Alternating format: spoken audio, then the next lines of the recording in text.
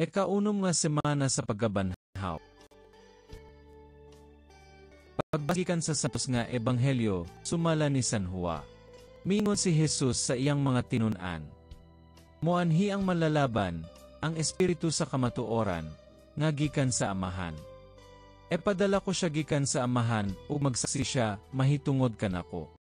Ug magsaksi usab kamo, mahitungod kanako. Kay kamo uban man kanako sukad pa sa sinugdanan. Gisulti ko kini kaninyo aron dili kamo maluyas sa pagtuo.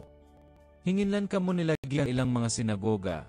Ug moabot ang panahon nga ang magpatay kaninyo, magtuo nga nagbuhat siya sa kabubuton sa Dios.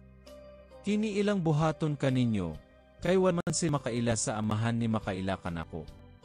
Apan gisultihan ko kamo niini aron nga inigbuhat nila niini. Inyong hinumduman ang gisulti ko kaninyo. Ang ebanghelyo sa Ginoo. Daygon ikaw o Kristo.